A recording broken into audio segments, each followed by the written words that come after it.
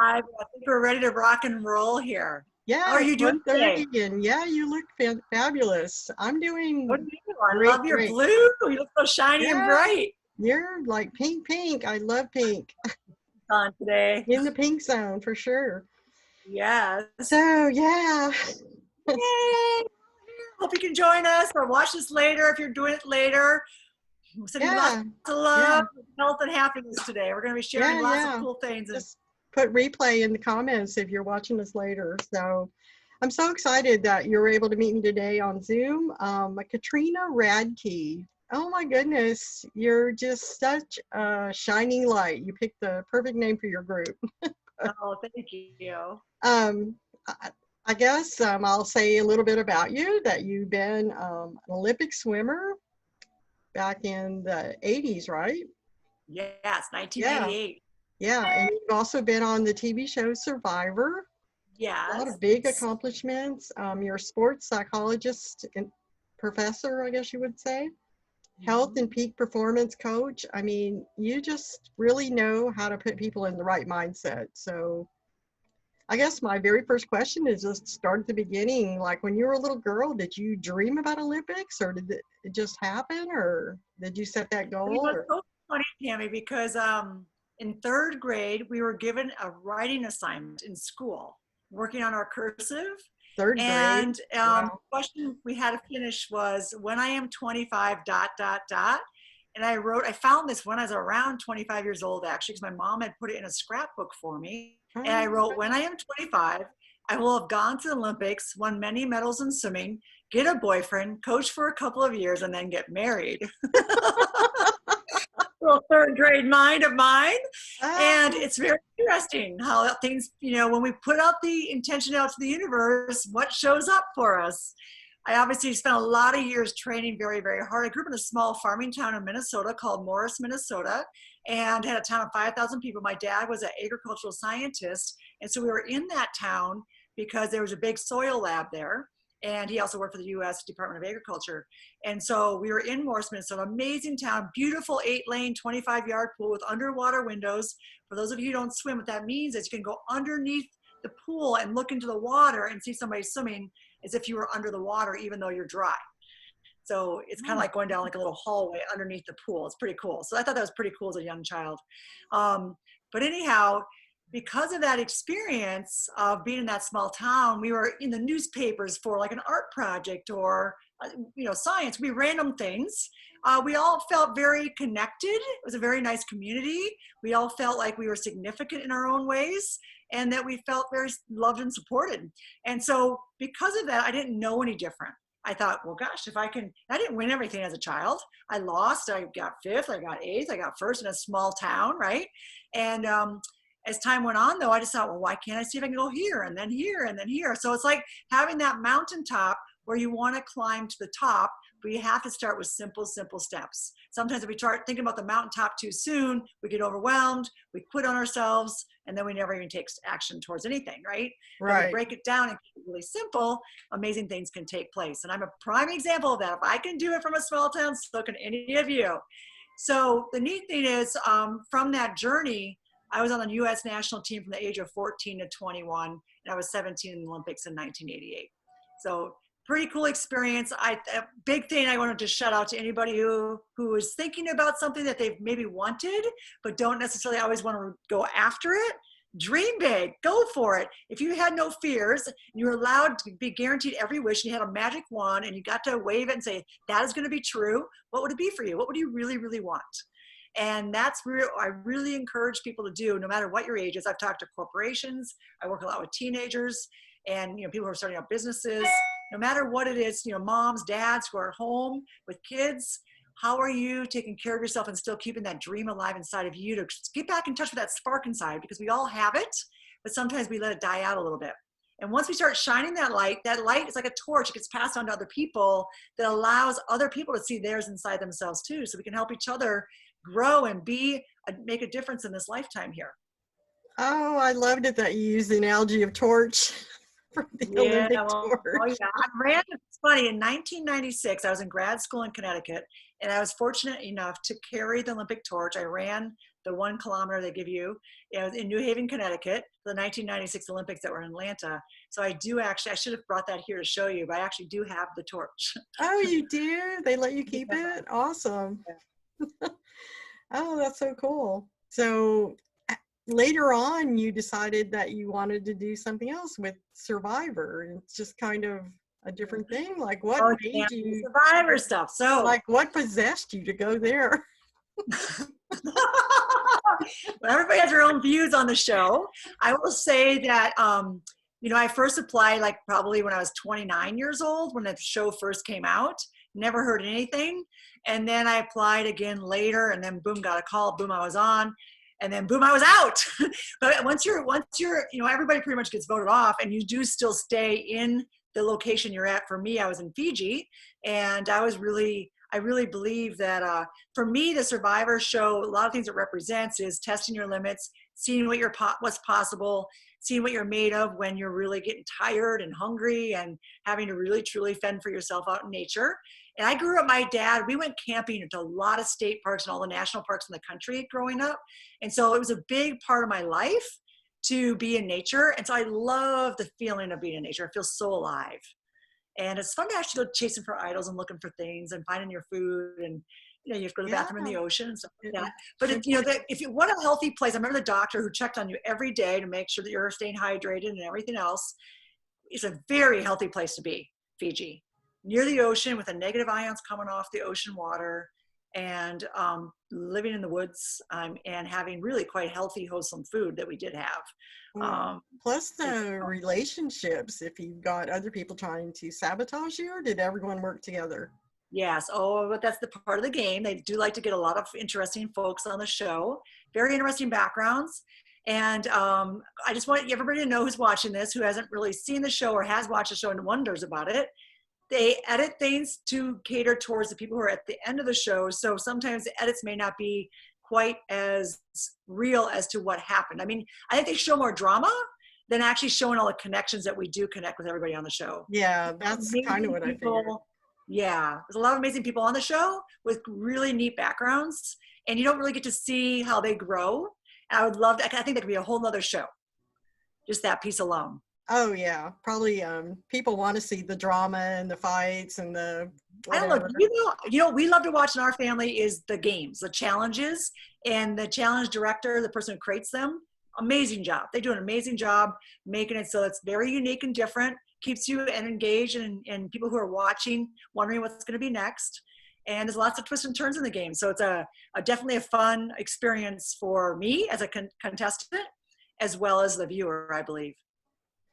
Well, with you being a sports psychology peak performance coach and stuff like that, I bet you it was pretty awesome since you got to stay there. And then as people were voted off one by one, you were actually there to probably support them and help them with that mental mindset on that. Yes, Tami, you're so right. And it's very interesting because some people take it very personally. We all have fears that come up in our life, and we put that protective armor on ourselves to say, I don't want to take that feeling in. But the truth is, if we're really honest with ourselves, there's been studies that show that we all end up usually, if I had everybody say, okay, write down, write down feelings that make you feel really good, and write down ones this last week where you didn't feel so good, you'd probably write about 6 or 7 down on each side.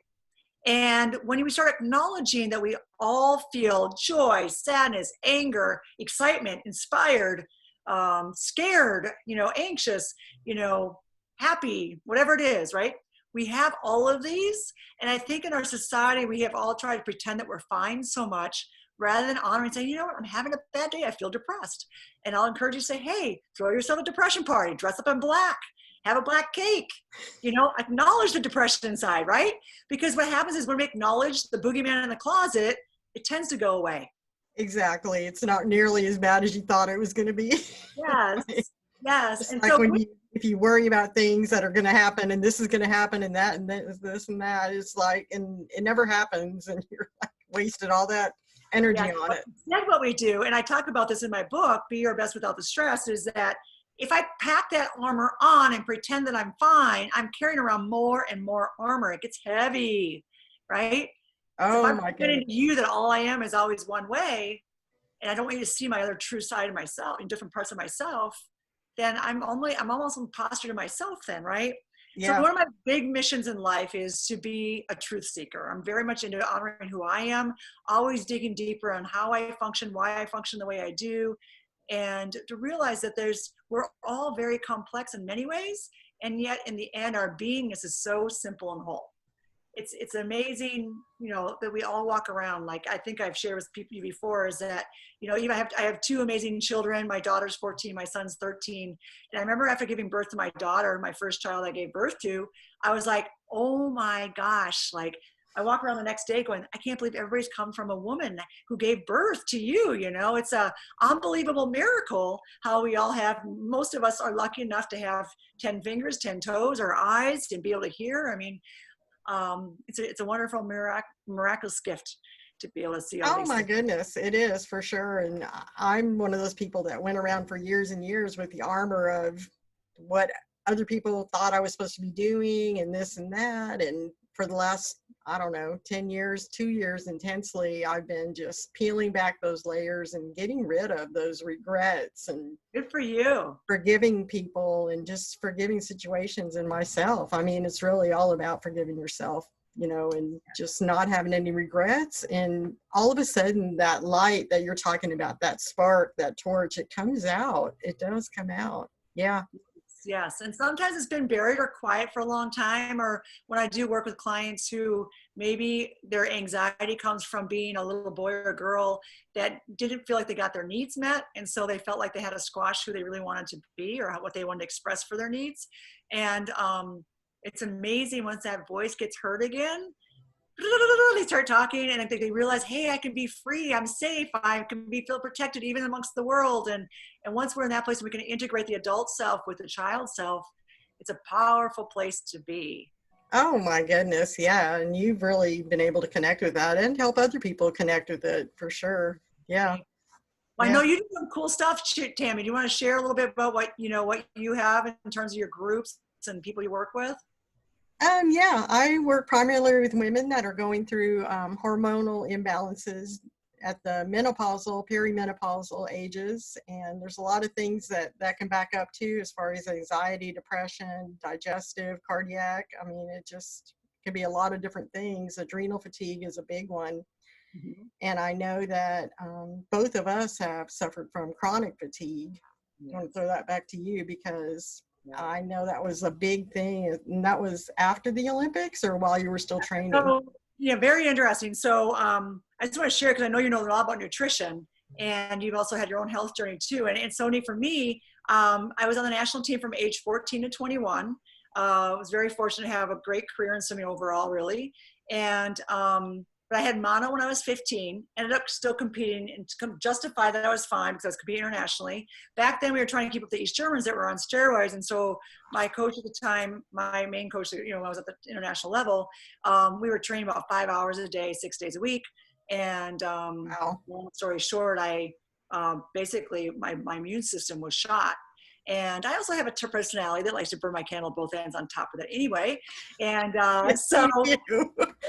I got a lot of energy, but the thing is I was very, very much overtrained. And so my body had shut down and I didn't want to shut down. I was afraid of not being able to pursue my Olympic dreams. I was afraid of not being able to continue what I would love to do. And I share a lot of this in my book actually, because there's a point where when I really had finally acknowledged when I had to stop. I had this doctor in Berkeley. I was at school at Cal Berkeley in college. And this doctor who's also an acupuncturist, he actually is like, woke me up. And basically I had this doctor say to me, what are you going to do with yourself now that you can't be physically active? And I just started going, that won't happen to me. And I start crying. And because I was just really, my whole life was activity, was I'm very used to physical movement. And I ended up being veteran at the age of 22 with disabled parking, literally could barely do anything. My immune system was completely shut down. I felt like I'd already experienced being 90 or 95. It's a very wild experience. And luckily, thankfully, I had this doctor who's an MD who trains MDs around the world, acupuncture, who I really thank. He's like another second father to me, if you will, who I saw like 3 days a week for a while, then 2 days a week, then once a week, then once every 2 weeks for a few years, and really brought me back to my health. I mean, the fact that I could even carry the torch and run up a hill for a mile or kilometer for the 96 Olympic relay, the torch, is a feat to be in the fact, because I'm 94, I was bedridden. So it's Wow, that's just incredible. You go from training 5 hours a day to 6 days a week to can't do anything. where you can't get out of bed. Yeah, I mean, and I was pushing. I probably should have stopped a year before I did, but I was stubborn. And I learned, that really, thankfully, because I was in Berkeley, big spiritual place, lots of meditation, yoga, all these things are now becoming common. They've always been around, obviously, right? But right. they're more mainstream now. I really got into meditation. I had a nutritionist. I mean, I always ate really quite well, but I also, I cut out sugar, cut out dairy, cut out, I never really drank much alcohol, a few times, but not much. And coffee, I did. You don't want me on coffee, so that's just out of the picture. I would imagine you on coffee. But the reality is, and just really exploring different ways of foods being mixed, as well as when I ate them and how I slept, and honoring when my energy was good and sleeping when I needed to sleep. And I literally also got really into green, raw, green powder and foods, as well as I had these pills, sun chlorella, where I would take them in the morning, and literally like within 20 minutes, it helped me get energy, enough oxygen in my blood to actually get up and get going when I was very, very sick. So it's very interesting. I'm kind of like a canary in the coal mine, because I've explored different foods. And also too, if emotionally I was really frustrated by something, my energy would go lower. If I was inspired or energized by some conversation or something, my energy would go up. And you start seeing how this plays out on a max scale. But when you're really, really, really sick, it's so obvious. And I feel very blessed about having that time. It really put me on a spiritual path and much more of a healing path, which I know is a part of my true life. Because at the time I thought I was going to be doing international business, be big time corporate executive, and do all these things, traveling the world, and continue that success path, if you will. And I realized I have much more. My spirit kept talking to me, saying, "No, you have much more to do besides that, Trina." And I've been blessed because it forced me to slow down.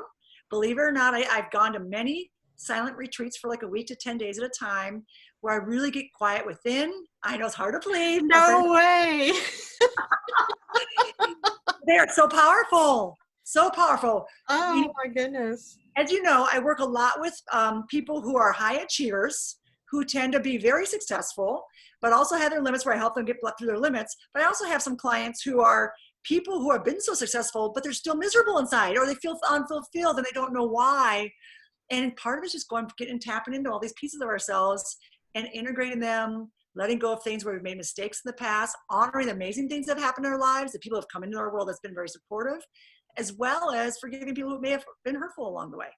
And when we can free ourselves up and not hold on to this, why do we need to carry on so many things that can be hurtful to ourselves or others for a long time? Oh, that is so true. And kind of what you touched on too. And I think you talk about this a lot in your book and in your Facebook group too.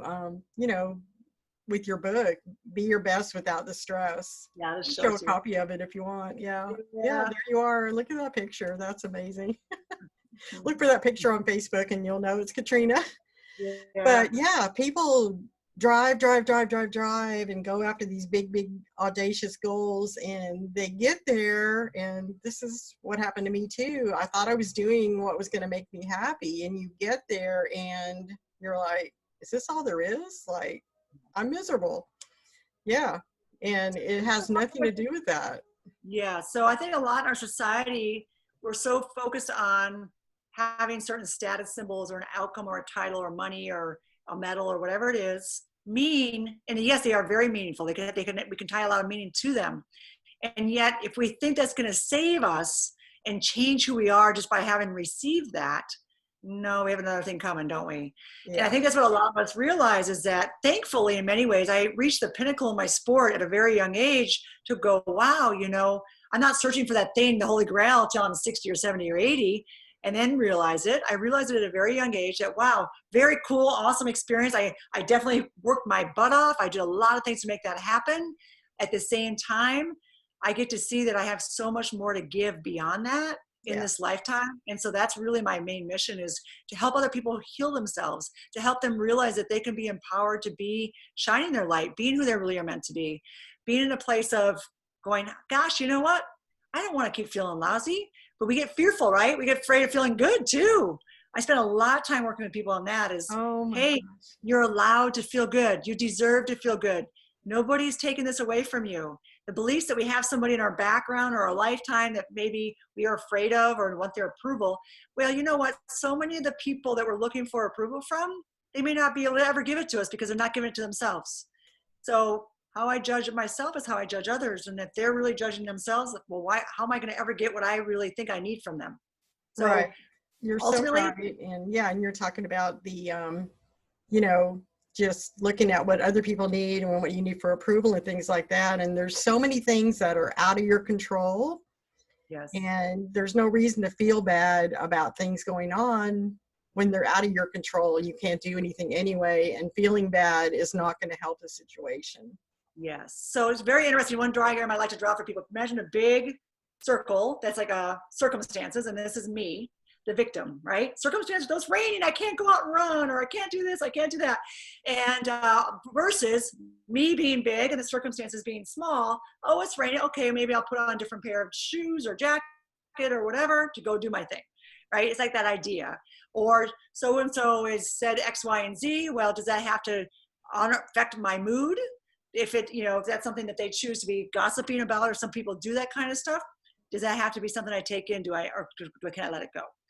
We all go through this in life. And, I can't remember, I have a quote in my book about this actually, but the idea of, success in life is honoring who you really are, even in the midst of so many people trying to make you something else. It's not exactly the right quote, but the idea that we are, constantly being bombarded to fit into groups or tribes or families or, whatever it might be. And if we can keep on saying, well, who am I really? And stay there and listen within deeply and honor that part of ourselves, we are so much more fulfilled. We ultimately get to be who we really are, which ultimately really inspires more people. Yes. Amen. For sure. Yeah. Yeah. So what do you like? You already know that I'm in functional nutrition. So like, I'm going to switch the topic. Like, what kind of diet do you have? You mentioned something about food combining in different times, but I know we've all been home a lot lately, so we're eating crazy stuff. We've been cooking much more than normal, right? I like to have my, go out to eat a lot too. So it's very interesting because in my swimming days, I really, needed a lot more protein and fats. And I'm almost 50. I'm turning 50 in December. And I look at my life and I go, wow, I still have another 50 years left. I'm hoping I live to 100 at least. We have the 80-20 rule in our house. I'm sure many people have heard this phrase, where it's probably more like 90-10.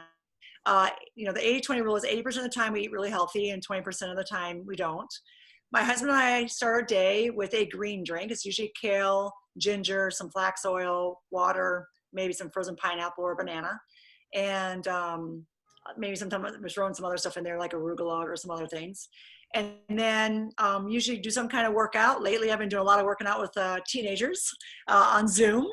And then usually have some bigger breakfast after that, whether it's just, oatmeal or otherwise eggs, bacon, toast with peanut butter. I love organic peanut butter. Almond butter is really good too. I'm a big believer in not feeling like I have to rule things out. I know some people believe they really have these strong allergies and they may have them.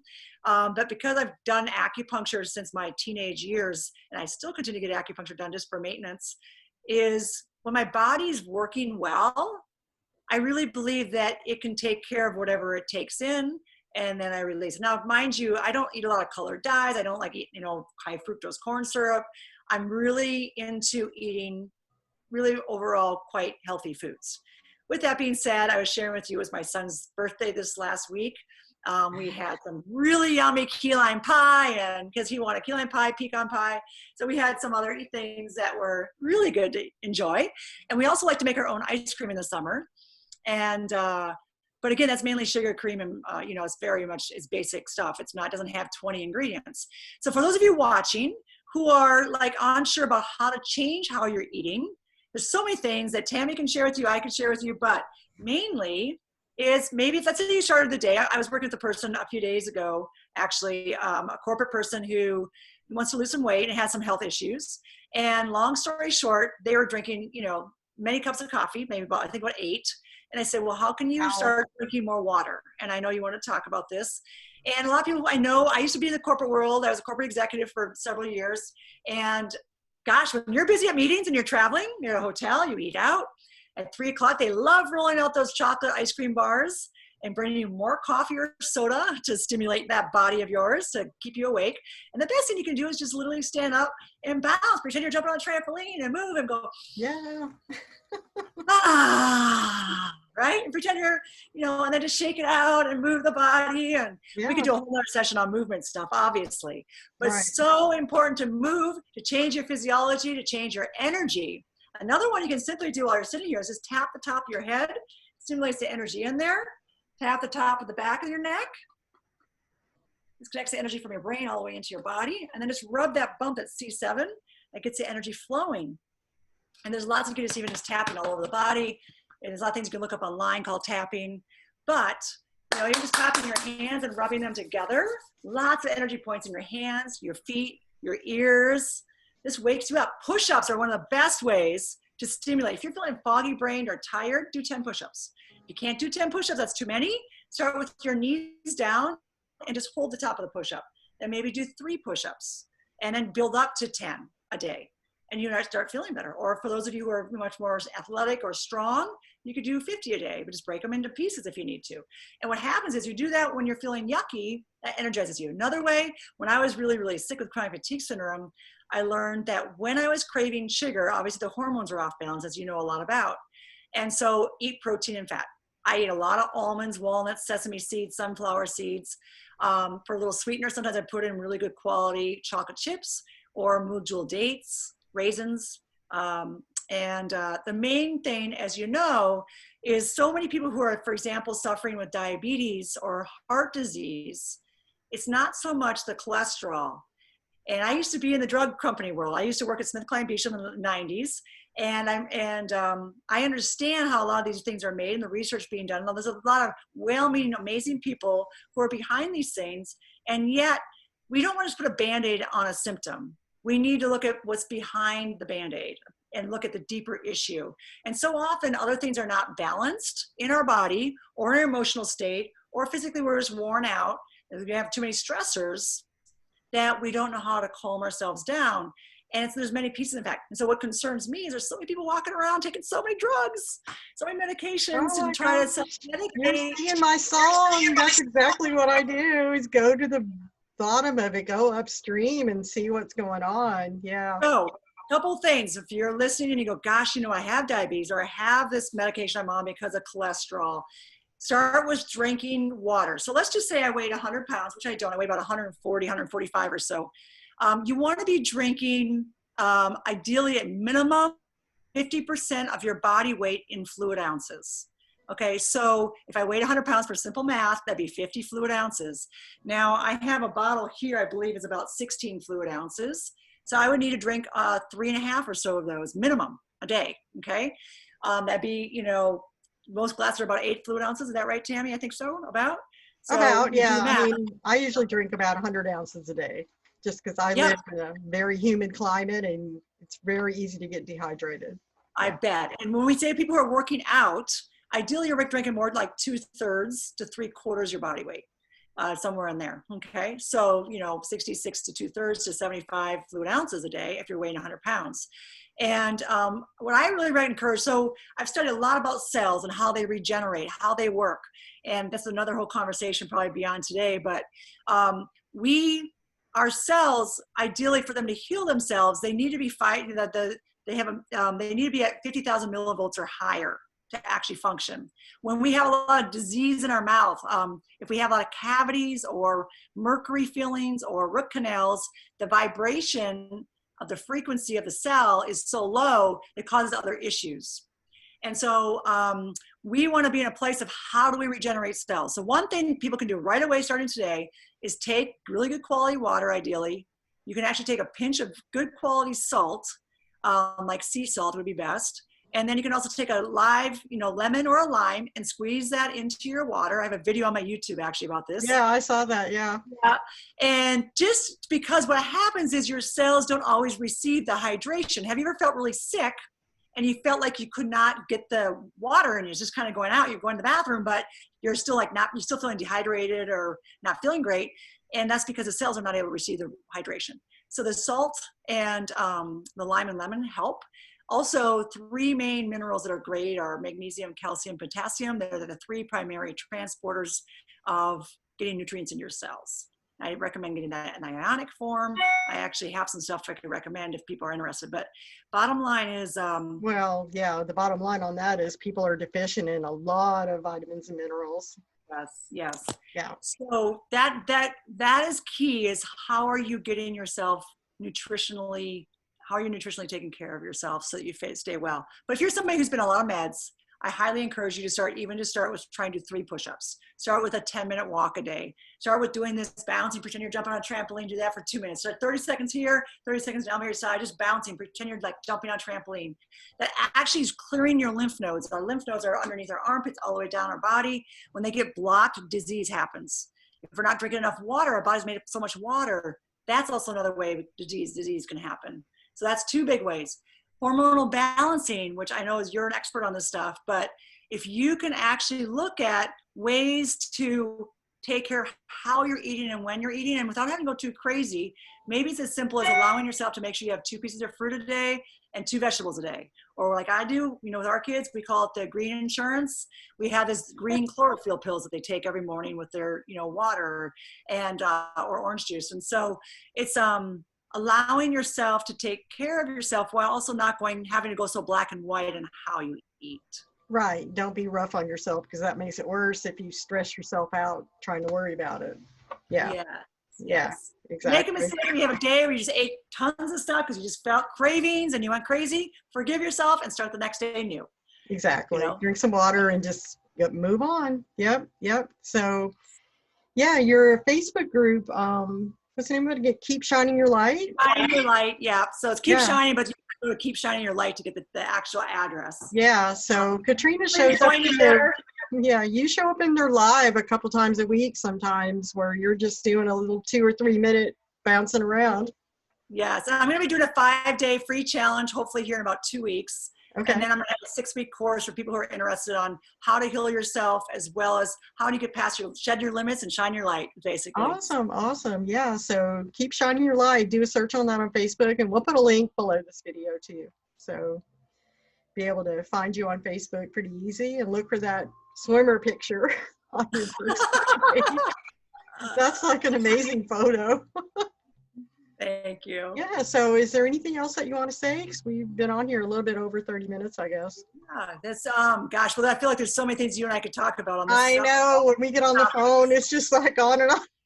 So why don't we, maybe that's probably enough for this time, and maybe we'll just have to do another one. Okay. And for anybody who has questions, feel free to reach out to Tami or myself, and we'll be happy to share, other ways you can connect with us and work with us in the future. Oh, thank you so much. Thank you, Tami. Great seeing you, as always. Great seeing you, too. So I need to figure out how to get off this thing now. I'm just going to go ahead and stop the recording on the Zoom, and then go ahead and leave the meeting. I'll probably stop it on Facebook, too, I'm guessing, but maybe not. I think so.